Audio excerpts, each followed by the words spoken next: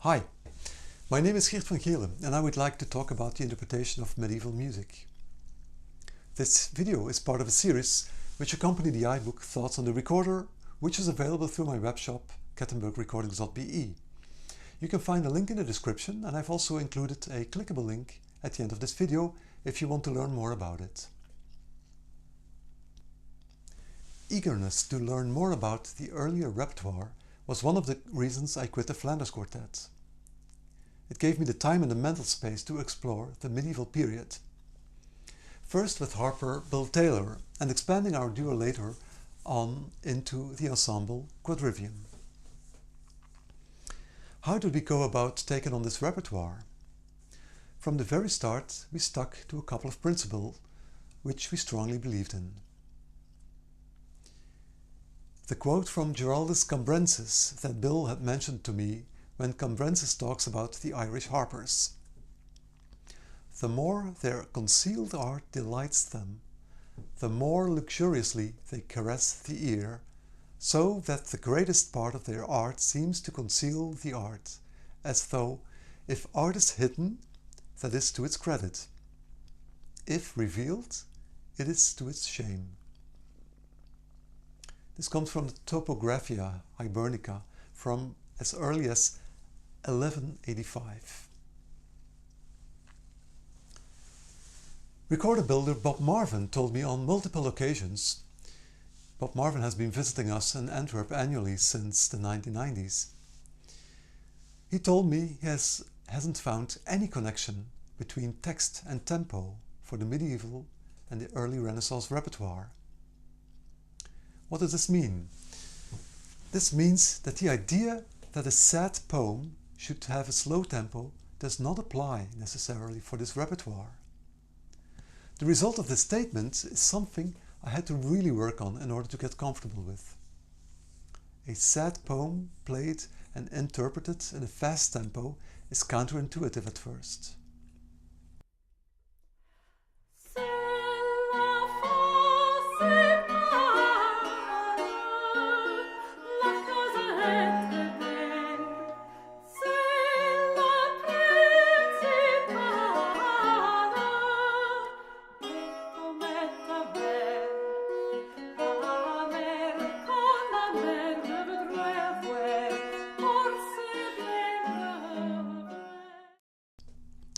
The only treatise that talks about tempo as far as Bob knows is Gaffori. Bob told me he hasn't found any source that points in the direction that tempi should be variable. Gaffori talks around 1500 about the fact that an undiminished semibreve is a heartbeat. A semibreve is the shape we nowadays call a whole note. Translated to modern notation, this can be either a half note or whole note, depending on what the editor decided on when transcribing. Mostly when playing through a piece, it may become clear which one it is, but when in doubt, you should check the original. In better editions, you may have a clearer idea, since they often will include the first couple of notes in original notation before every line. As a rule of thumb, we like to take the Tactus as an ongoing beat situated somewhere between 40 and 60 beats per minute, depending on the piece. Like a heartbeat somewhat. I guess people in those days were in better physical shape than we are nowadays. Only people in great shape can get such low heartbeats. The Tactus is the basic beat, which we feel in this repertoire. It gives a general drive to the music. When superimposed rhythms, counter-rhythms, syncopations come into play in the different voices, they provide delightful detail in the overall dance. These delicate rhythms always should be executed in a playful way against the Tactus, but be very aware that the performer of these intricacies, these subtle shifts, are always treated as a part of the dance.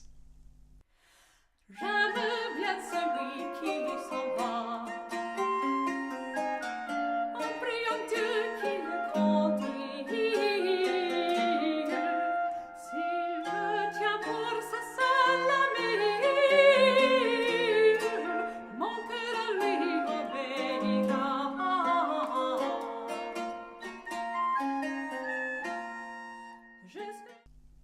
As explained earlier, in my view, the whole of this repertoire has this general smooth swaying feeling built in, even if the piece at hand is not a dance.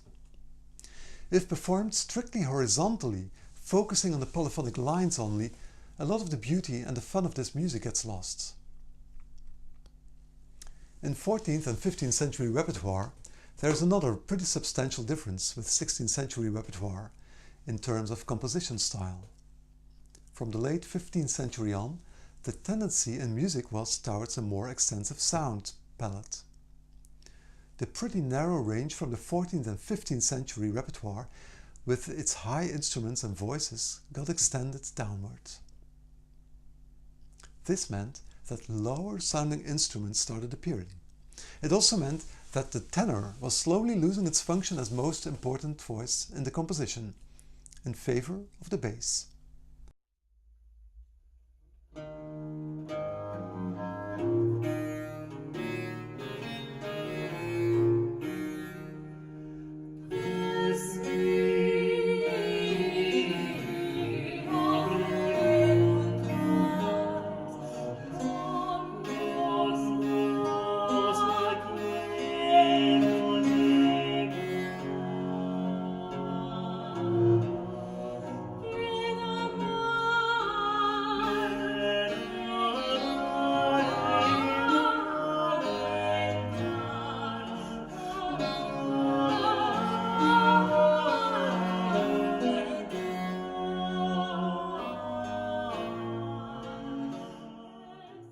The bass became the support for the harmony.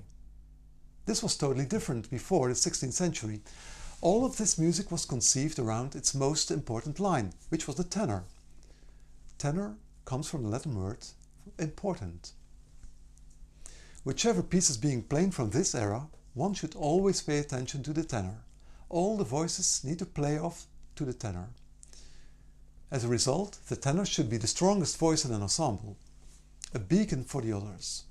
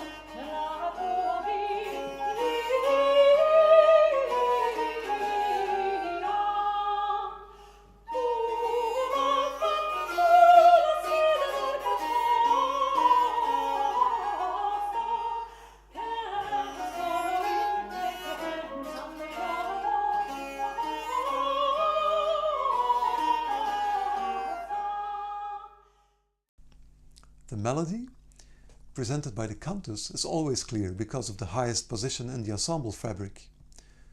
The tenor is the voice that will often get obscured during a performance, especially since it's often rhythmically and melodically less interesting than the cantus or the countertenor.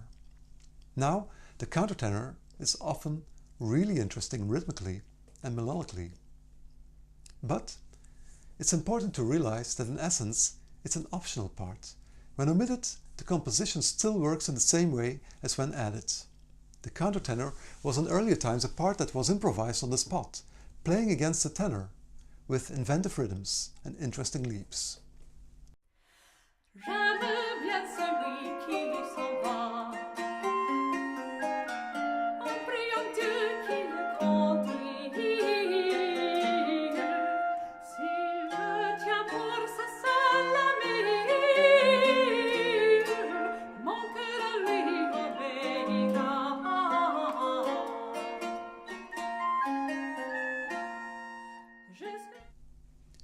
When performing this repertoire, it's important to be very aware of these different functions of the individual voices. The 2 points mentioned above guided us through our search into the late medieval repertoire.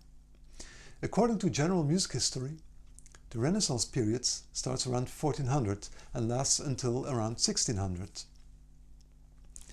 Bob Marvin again pointed out to me that in character and form, most of the 15th century music still connects to the medieval spirit, even when after the middle of the 15th century a lot more thirds and sixths are starting to appear in the repertoire.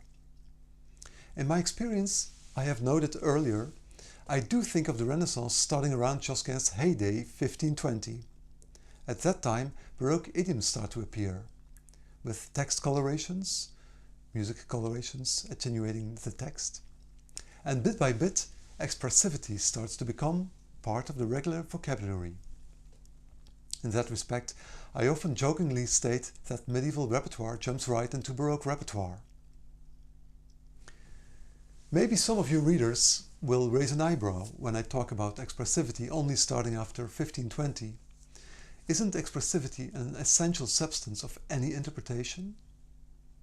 Well, yes, this is what we have been taught when interpreting any style of music. But don't forget that very little is known about the interpretation of medieval repertoire, and most performers take the liberty to do what they feel should be done with this repertoire.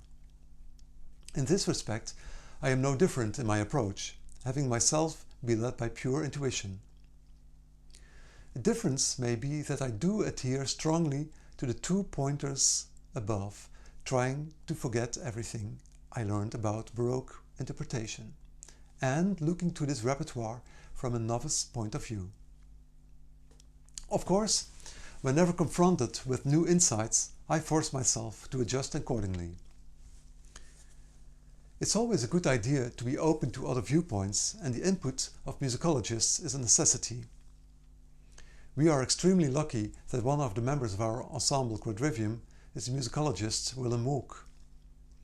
Indispensable when it comes to making programs, designing a musica ficta in the scores, and generally having answers ready on any given practical and theoretical issue that may surface during rehearsals.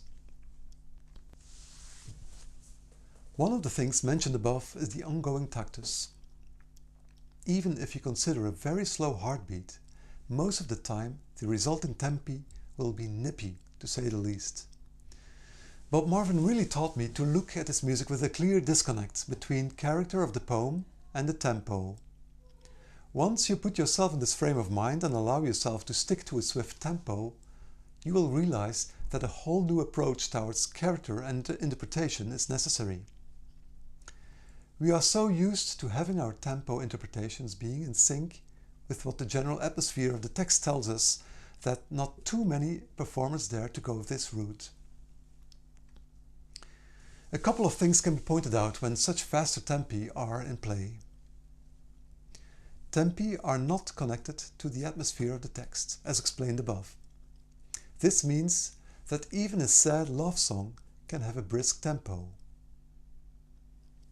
Because of choosing faster tempi, the whole repertoire starts to get a gentle dance character.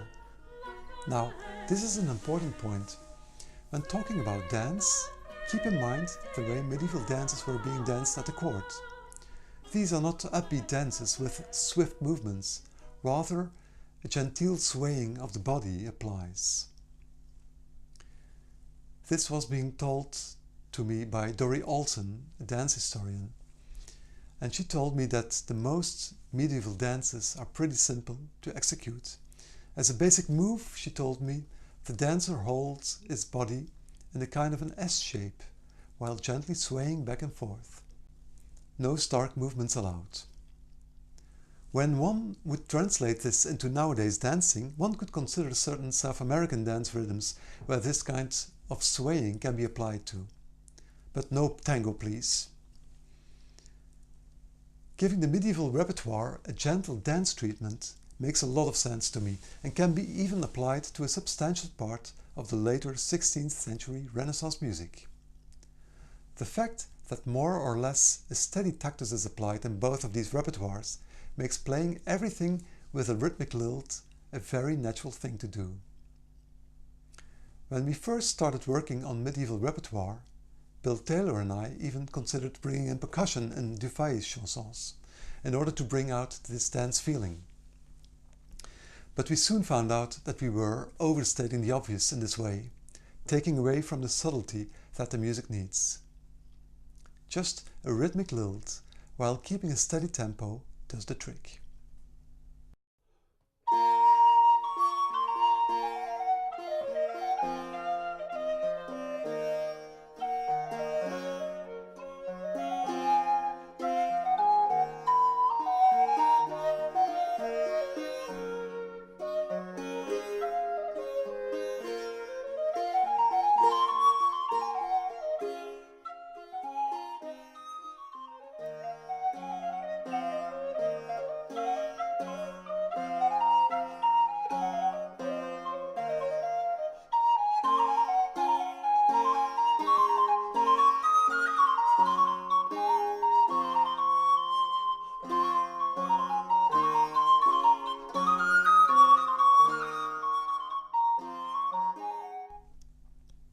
While experimenting more in this way, we also found out that subtle articulations seem to work best, and when fast notes are in play, they seem to work best when all those notes are articulated smoothly as well. It's a good idea to try and imitate the articulations of the vocal text when playing a vocal line, but as I mentioned in video 33, this should always be done up to a certain extent. One should translate the text towards his or her instrument, not copy. In playing, I also found out that short vibrati, not prolonged on longer notes, and combined with a pretty small amplitude work best, and they don't draw the attention too much away. Certainly, vibrato as used in Baroque literature seems like overkill for this repertoire. Everything which is mentioned above points in the direction of subtlety when interpreting this repertoire.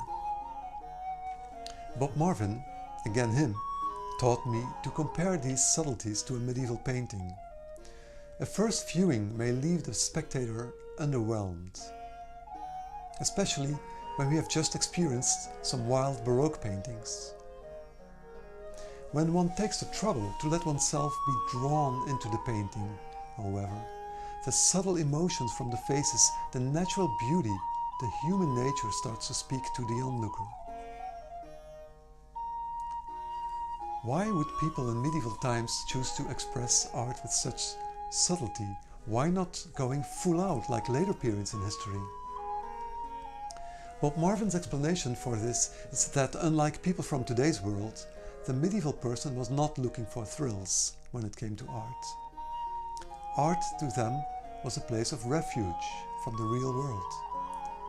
Real life was dramatic enough, having no securities, no insurances. Their life was threatened from all sides. They didn't look for action since life was too much action already. How can we make a connection with this medieval framework? Can we, as modern people, translate this state of mind to something that we are familiar with? And will it speak to nowadays audiences? Well, I think so. An example that I often give in this respect is a song by Eric Clapton, Tears in Heaven. This song is written by Clapton after he had gone through the loss of his son, who fell from a balcony. Even though this song is about the most dramatic event that took place in his life, if you wouldn't know this and listen to this song for the first time, you would think that he's just not really into the music, singing very superficially with little or no emotion. It is when the listener makes the effort to connect to Clapton's interpretation that this song becomes so real, almost unbearably intense.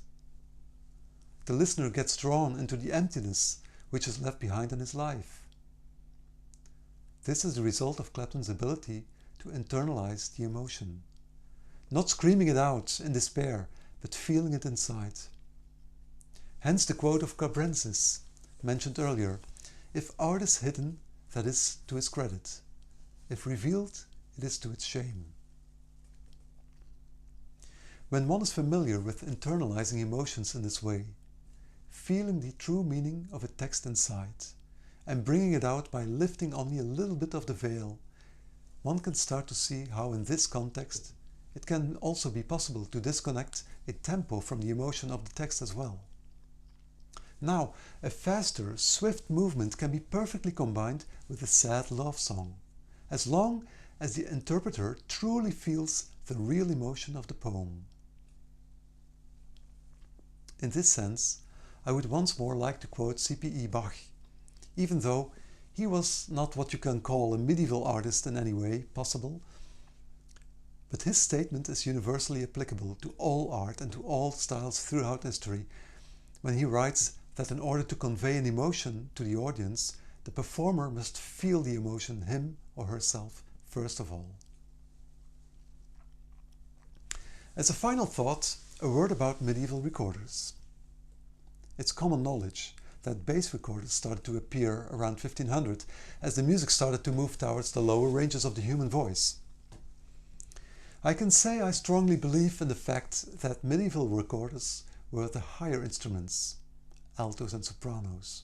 For one, all solo instruments are situated in the higher range, and a tenor recorder immediately sounds like a low instrument to me, because of the fact that a recorder tends to sound an octave lower for starters. I remember reading an article in the American Recorder magazine in which the writer makes a case for the use of tenor recorders for late 15th century repertoire. He came to this conclusion after looking at different paintings of this era, mostly Spanish, if I remember well. I must admit, I haven't played a lot of Spanish repertoire from this era, so I wouldn't be able to make a valid statement about this. But I can say for the French, the Italian, the German and the Flemish repertoire which I came across, I found the higher instruments much more suitable. This conclusion is based on intuition as well as on the fact that Bob Marvin found that cylindrical tenors don't work very well. So that's it for this video. This is also the last of the videos which accompany my iBook. I would like to point to my webshop Kattenberg Recordings.be for additional info. There is a fourth chapter in the book, but this will only be available as part of the book. So if these videos piqued your interest, please have a look at the introductory video which explains about the other aspects of the book. I hope you found these free videos interesting. If you have, please consider purchasing the book as a support. It's also available in a paper format. Feel free to browse my channel for more on my musical projects and subscribe if you want. Greetings, have a great day.